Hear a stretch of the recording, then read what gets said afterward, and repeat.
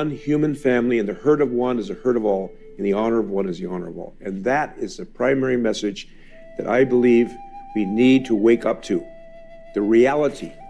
Because until we do that, we're separate, but we're really one. We're awakening to that spiritual reality right as we speak, everywhere, all at once, on Mother Earth.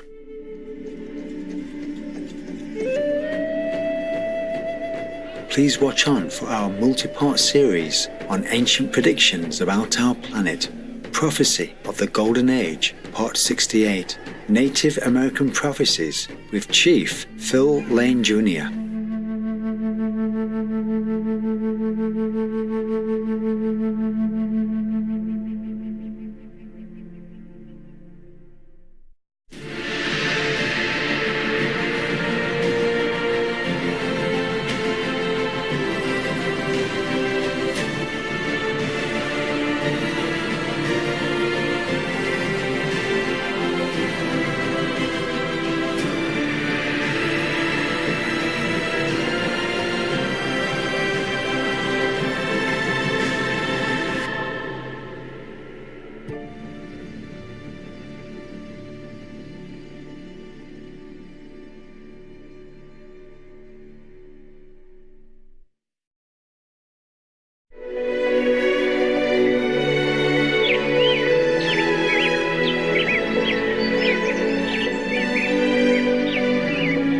Greetings, kind viewers.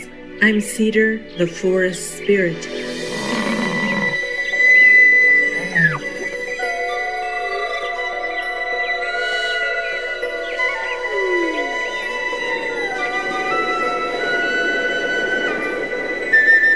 The good-hearted Native American people thank you for respecting our Mother Earth.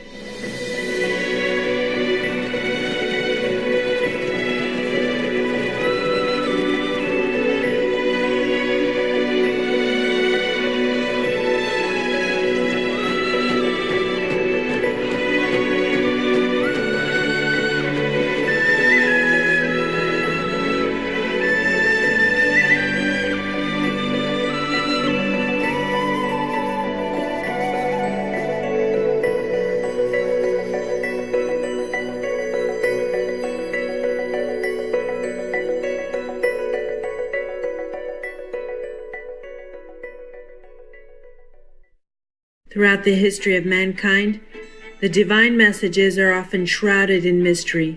Prophets, messiahs, or whichever names you call them, are often persecuted and oppressed, their words obscured. But how do we distinguish the true from the false? To do so, one can only rely on the divine's guidance, and the truth will reveal itself to those who earnestly seek it.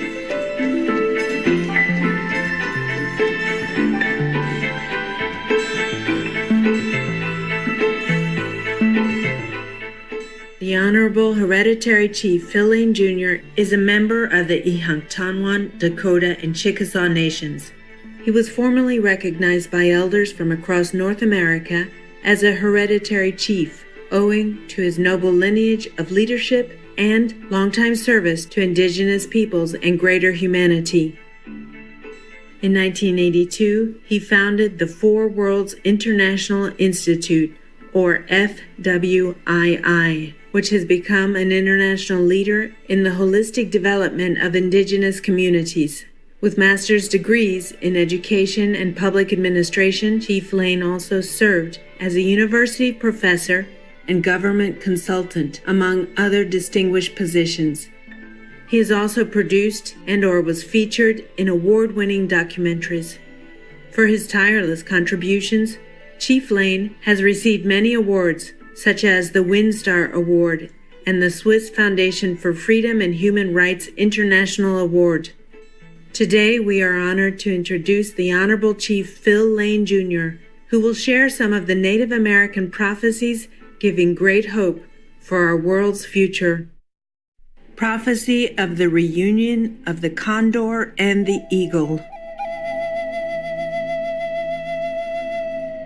Many people know it by the reunion of the condor and the eagle.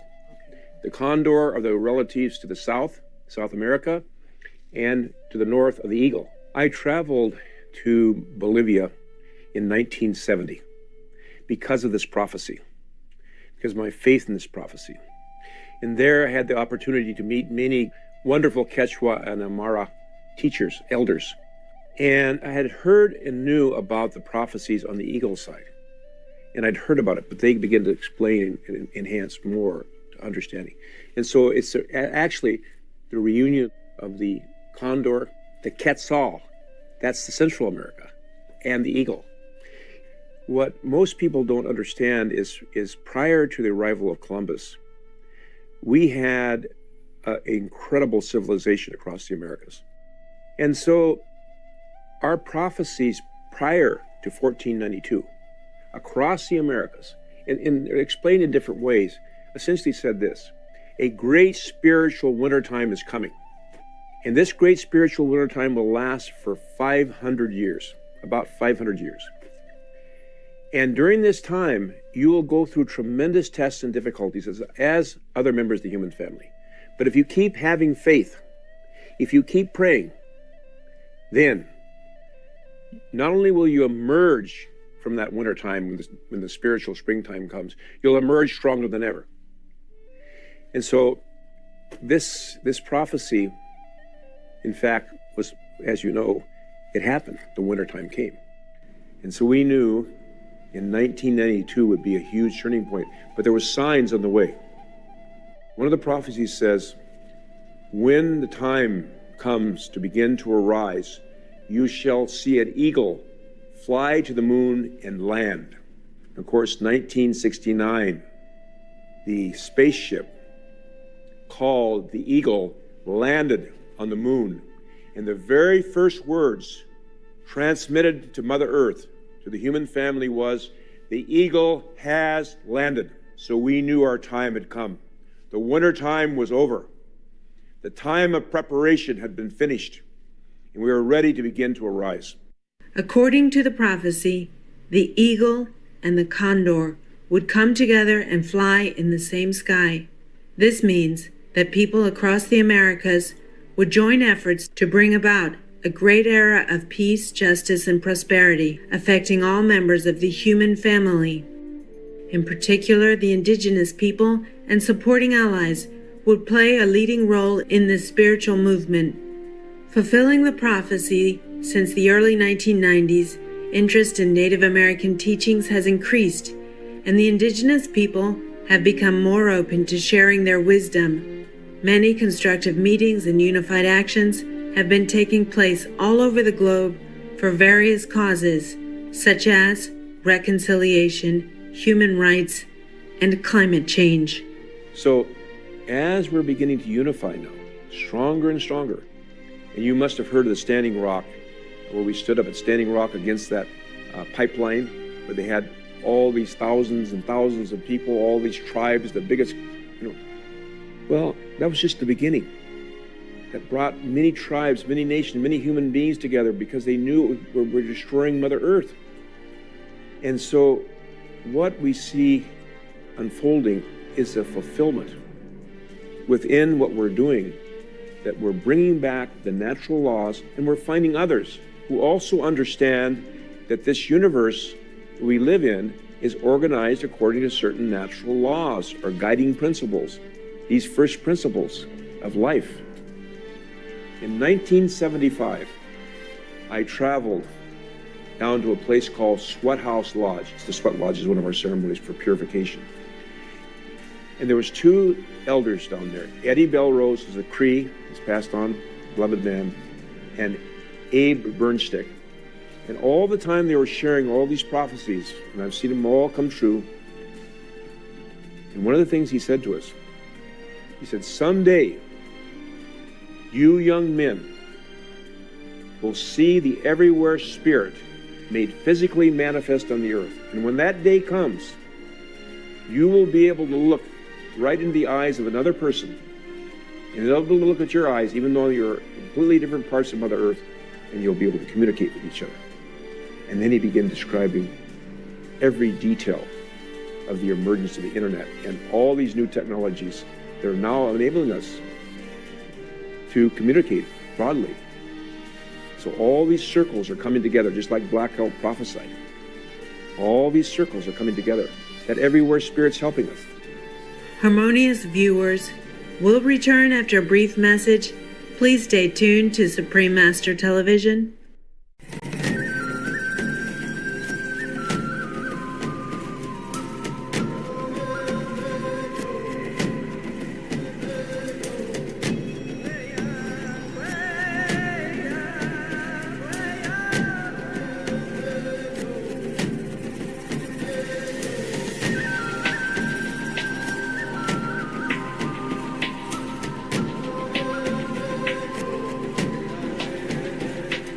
Understanding viewers, welcome back to our program.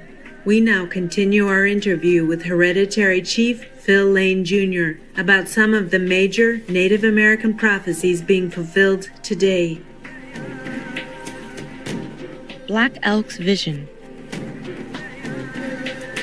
One of our great visionaries' name is Hehakasapa, Black Elk. And there's a beautiful book that's been translated to many languages called Black Elk Speaks, in which he gives these great prophecies, these great visions that were given to him are shared. What he sees is where we came to in our deepest, darkest days as Indigenous people, where we were almost completely devoid of any hope. But then he says, and we came to the highest mountain of all. But with all their effort, they climbed to the first level. They felt stronger. They climbed to the second level. They felt stronger even more. And to the third level, even stronger more. Until finally Black Elk said, and I found myself standing on the highest mountain of all. And I looked down below, and I saw the sacred hoop of my people. The sacred circle of my people was a hoop of many hoops, a circle of many circles. And in the center stood a mighty flowering tree overshadowing the children of one father and one mother. And he says something so beautiful. I'm sure any spiritual wayfarer will understand what he said. And he said, I saw more than I could understand, and I understood more than I could say, for I was seeing the shapes of all things as they should live together in harmony and unity.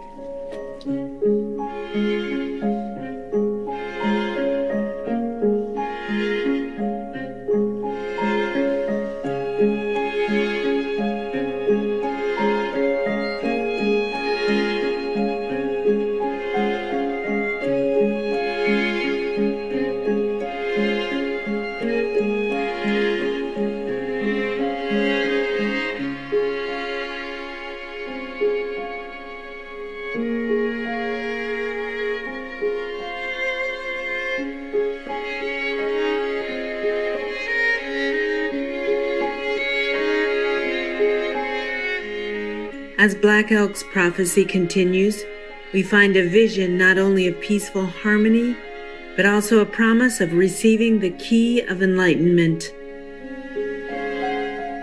And then I turned to the east, and two men were coming, and between them rose a daybreak star, with four blossoms, red, yellow, black, and white. And they said, with this herb of understanding, you shall have power over all things. And I took it and dropped it upon the earth, and where it fell, there was no more darkness.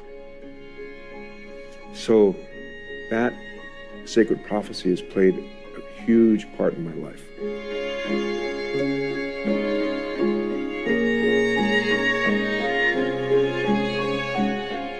As Chief Lane has pointed out to others before, the oneness of humanity has been recognized by modern science, anthropology, genetics, etc., clearly recognize that there is only one human race. Scientists have found that all people on Earth share a common ancestor from only 3,400 years ago, and that all human beings are 99.9% identical in their genetic makeup. This supports the native teachings that we all originally came from one father and one mother. That we're all one human family, and the herd of one is the herd of all and the honor of one is the honor of all. And that is the primary message that I believe we need to wake up to, the reality. Because until we do that, we're separate, but we're really one. We're awakening to that spiritual reality right as we speak, everywhere, all at once, on Mother Earth. Another prophecy that's so important is that at this time, that we would meet other human beings from everywhere in the four directions.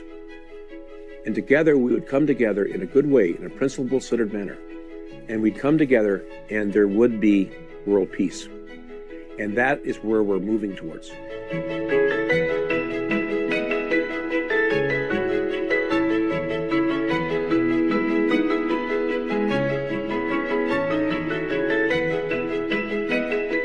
Sharing this vision of a united, peaceful global family, Supreme Master Ching Hai, for decades, has been encouraging friendship among people of all cultures through many ways, from her attire and interactions while traveling the world,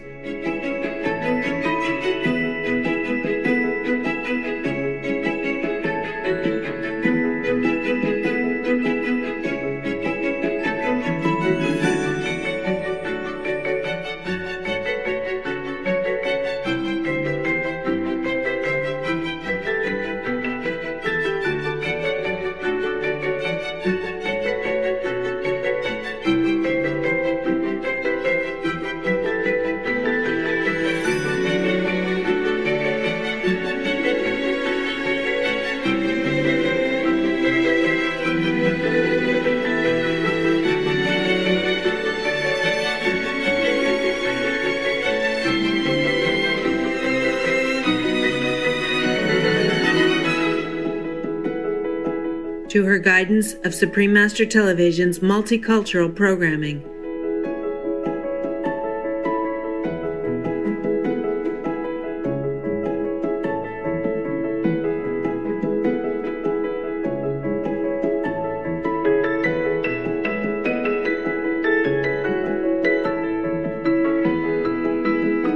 To her welcoming of the diverse ethnicities represented at our association gatherings and so on. I'm so happy to see you. Black, white, yellow, and red, whatever.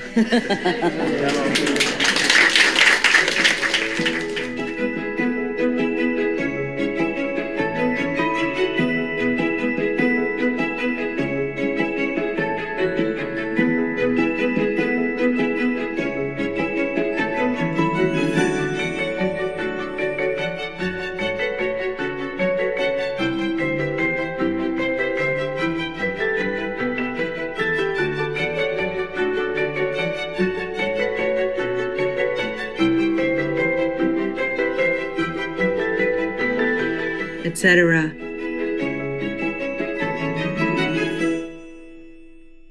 It is an illusion that we are many.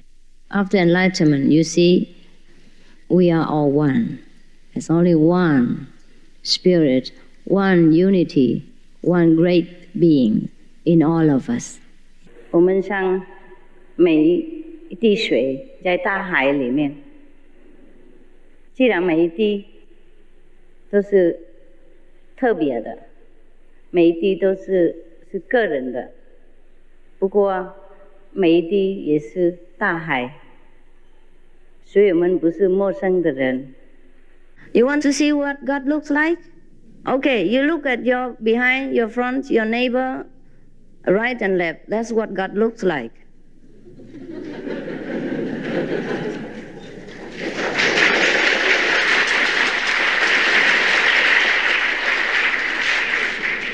Each one of us house God inside.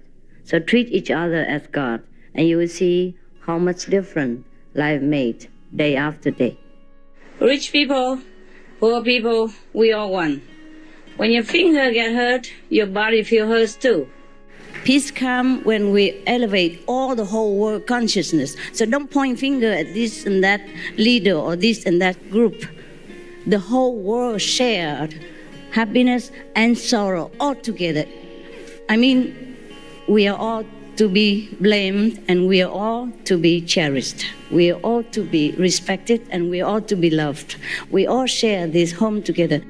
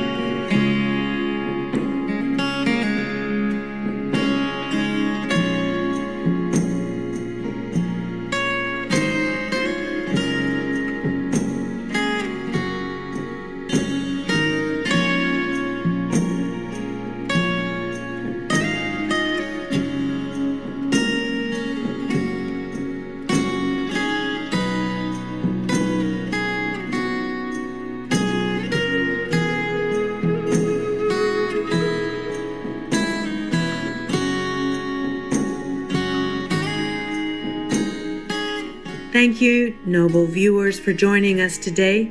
Please tune in again next week for more Native American Insights of the Future with the respected Chief Phil Lane Jr.